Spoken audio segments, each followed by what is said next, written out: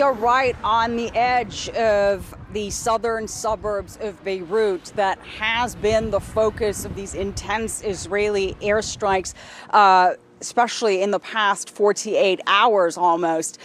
These airstrikes continuing, and as a result of that, we have seen this mass exodus of civilians, of the people of the area known asضاحية of Beirut. And I think you can see behind me right now, we're still seeing people who are either now getting the chance to leave with the little they can carry, or who have tried to go back and pick up some belongings and get out of there. We're right outside a school that has been turned into a shelter. This is one of several of those shelters around Beirut. But the authorities are struggling to keep up with the number of people who have been displaced. In a matter of days, Jim, according to authorities, about 1 million people have been displaced across Lebanon, mostly in the southern part of the country, the southern suburbs of Beirut, as well as the eastern part of the country. And if you look at Beirut's southern suburbs,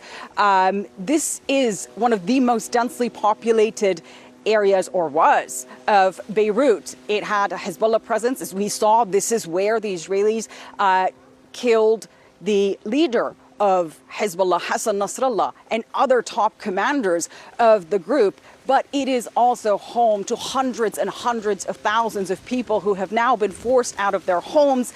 As I mentioned, some are in these schools, but then you also have so many others who don't know where they are going to go for days now. They have been on the street. I mean, just a short time ago, we were in central Beirut, in the heart of the capital, and we found people still camped outside on pavements, in parks, families with little children.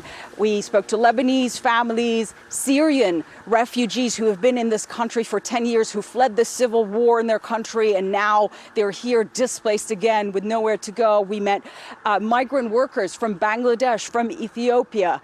An absolutely desperate situation, and we're talking about people on the streets with no toilets, no facilities. I mean, we heard from some people saying they've had to go down to the sea to wash because they have nowhere else to go.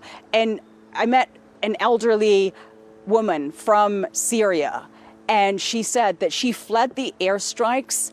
She didn't even have shoes on. All she grabbed was a little plastic bag with her medications and a little pack of tissues, because that's what she does to survive. She sells those tissues, Jim, and she lives off of that. And now she broke down crying, saying she just doesn't know what is going to happen to them now. She doesn't have a home in Syria. It was destroyed in the civil war, and she has no money, no place to go to here. And it's story after story like this, an absolutely desperate situation here.